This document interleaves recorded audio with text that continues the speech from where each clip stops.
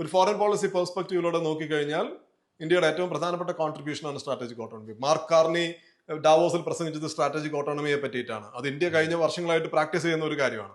അപ്പൊ ഈ strategic autonomy maintain ചെയ്യുക എന്നുള്ളത് വളരെ പ്രധാനപ്പെട്ട കാര്യമാണ്. അത് മുൻപ് കുറെ കൂടി ഈസി ആയിരുന്നു, ഇന്ന് ബുദ്ധിമുട്ടാണ്. കാരണം എന്താണ്? മുൻപ് റഷ്യയും അമേരിക്കയും തമ്മിൽ, അല്ലെങ്കിൽ റഷ്യയും യൂറോപ്പും തമ്മിൽ ഒരു ഓപ്പൺ കോൺഫ്ലിക്റ്റ് ഉണ്ടായിരുന്നിട്ടില്ല. അപ്പോ ഇറ്റ് വാസ്, ഞാൻ മുൻപ് എന്ന് പറയുന്നത് 2014 മുൻപുള്ള ഒരു പോസ്റ്റ് 90s കാലഘട്ടത്തിനെ പറ്റിയിട്ടാണ് പറയുന്നത്. അപ്പൊ അന്ന് India was free to build closer ties with the United States while at the same time maintaining close defence partnership with Russia. അത് പോസിബിൾ ആയിരുന്നു. ഇന്ന് പക്ഷെ എളുപ്പമല്ല. ഇന്ന് കുറെ കൂടി നമ്മുടെ സ്ട്രാറ്റജിക് ഓട്ടോണമി കുറെ കൂടി എന്താ പറയാ, ബീയിങ് ടെസ്റ്റഡ്. കാരണം ഈ because of the conflict between the west and Russia അല്ലെ. അപ്പൊ അത് രണ്ടാമത് ചൈന ഇപ്പൊ ഇന്ത്യ നേരിടുന്ന ഒരു പ്രധാനപ്പെട്ട വെല്ലുവിളി എന്ന് പറയുന്നത് China is your neighbour. With China you have a long 3000 kilometer long demarcated boundary. China is also super power. Cold വാറിന്റെ സമയത്ത് സോവിയറ്റ് യൂണിയനും റഷ്യയും ഫാർ അവേ രാജ്യങ്ങളായിരുന്നു. പക്ഷെ ഇന്ന് അങ്ങനെയല്ല. ഇന്ന് one of the great powers is your neighbour. അപ്പോ tackling China is also a huge foreign policy challenge. അപ്പൊ അതുകൊണ്ട് ഈ സ്ട്രാറ്റജിക് ഓട്ടോണമി എന്ന് പറയുന്നത് വൻ രീതിയിലുള്ള ഒരു ടെസ്റ്റ് ഇന്ന് നേരിടുന്നുണ്ട്. അതൊന്ന്. പക്ഷേ if you ask me, India has to protect its strategic autonomy. India shouldn't join any alliance system. That should be the guiding principle of India's foreign policy.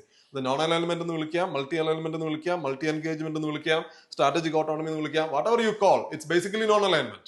You have to stay non-aligned. അതൊന്ന്. രണ്ട്, yes, I think ഒരു reputational problem ഉണ്ട് basically. ഇന്ത്യനെ സംബന്ധിച്ച് ഇന്ന് ഒരു western നറേറ്റീവിൽ പ്രത്യേകിച്ചും India കുറെ കൂടി ഡൊമസ്റ്റിക്കലി നമ്മൾ കുറെ കൂടി ഒരു ഹിന്ദുത്വ, ഒരു റിലിജിയസ് പൊളിറ്റിക്സ് ഇന്ത്യനെ ഓവർടേക്ക് ചെയ്യുന്നു.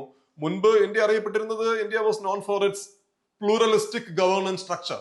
അതിന് പകരം കുറെ കൂടി ഹോമോജനൈസ്ഡ് ആയിട്ടുള്ള റിലീജിയസ് ആയിട്ടുള്ള ഒരു ഗവേണൻസ് സ്ട്രക്ചറിലേക്ക് മാറുന്നു. അതിന്റെ ഒരുപാട് പ്രശ്നങ്ങൾ ഇന്ത്യ നേരിടുന്നുണ്ട്. അതുകൊണ്ടാണ് ഞാൻ നേരത്തെ പറഞ്ഞത്, അത് വെസ്റ്റേൺ പെർസെപ്ഷന്റെ കാര്യമായിട്ട് മാത്രമല്ല. ഇപ്പൊ ഇന്ത്യക്ക്, if India wants to resolve its problems, if India wants to continue to rise, if India wants to become a major global power, it is an imperative for India to maintain the social balance. അത് ഇന്ത്യയുടെ തന്നെ വളർച്ചയ്ക്ക് ആവശ്യമാണ്. ഈ ഒരു social cohesion, social balance എന്ന് പറയുന്നത്. അതിനെ അപ്സെറ്റ് ചെയ്ത് കഴിഞ്ഞാൽ അത് ഇന്ത്യനെ തന്നെയാണ് ബാധിക്കാൻ പോകുന്നത്. ആ തിരിച്ചറിവ് ഇവിടെ നമുക്ക് വേണം. അത് വെസ്റ്റേൺ പെർസെപ്ഷന്റെ ഉള്ളതുകൊണ്ട്, ഇപ്പോ അമേരിക്കക്കാർ ക്രിട്ടിസൈസ് ചെയ്യുന്നതുകൊണ്ട് ഞാനിവിടെ നന്നാവാം എന്നുള്ളതല്ല. നേരെ തിരിച്ച്, എനിക്ക് if I want to do better, then I need to maintain that social balance or equilibrium എന്നുള്ളത് ആ ഒരു തിരിച്ചറിവ് ഇന്ത്യ ഭരിക്കുന്ന ആളുകൾക്ക് വേണം.